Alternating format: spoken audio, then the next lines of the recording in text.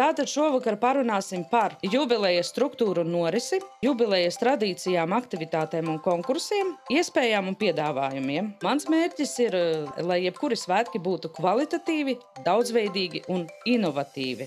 Tātad, ko nozīmē jubileja? Jubileja tas nozīmē, ka viss būs pār un ap jubilāru. Iet pa šīm te pēdiņām, un uz kuras pēdiņas uzsauc, uzkāpj, to arī tad iekliedzas. Kaifs, draivs, kaifs, draivs, kaifs, draivs. Vai jūs pa tādām pēdiņām gribētu palēkāt? Rakstiet čatā. Kur mēs esam? Jubilejā! Ko mēs gribam? Svinēt! Kad mēs gribam? Tūlīt! Šie ir tie momenti, kā var iekustināt viesus. Tosti var būt gan liriskie, gan interaktīvie. Tātad ir tie, kur tikai klausās, un ir tie, kur piedalās. Protams, ka ceļ ļoti augstu, un tad jūs sakat, un lai tā laimīte atčāpotu glāzes tur augšā, vajag saskandināt par jubilāri. Numur 5. Vai šeit zālē ir numur 5? Numur 5 ir, viņš pieceļas.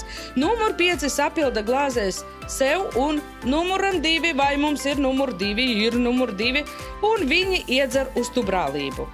Man ar jauno vīru toč nekas nav bijis, un ticiet vai nē, viņš uzminēja, kurš to uzrakstīja.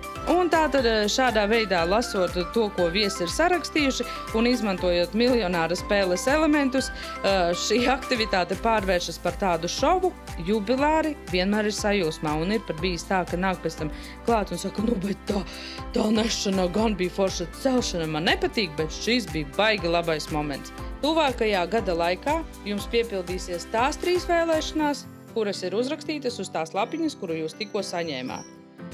Kā? Tieši tā. Jo redzat, te ir tā fīča, ka variantu jau ir mega daudz, un jo sarežģītāka bilde, jo vairāk arī idejas nāks, un te jau pat nav svarīgi, cik ir pareizas tās atbildes, te ir vairāk, tā jautrība, kādi vēl var būt varianti. Šī spēle ļoti labi aiziet, un man pat ir bijuši komentāri, kāpēc tik maz jautājumu gribam vēl. Un tad, kad saku šampanietis, jūs taisat seksīgo kustību līdz grīdai un sakat buļ, buļ, buļ, buļ, buļ, buļ, buļ. Jo šī pat tiešām ir bumbiska aktivitāte, jo man vienmēr viņa ir aizgājusi uz urrā un viesi iztrakojas. Un sevišķi, ja jūs pasakat vēl, ka vajag, ko tu jūs tik klusi kliedzat, vajag skaļāk, lai es sadzirdu jūsu skanīgās balsis.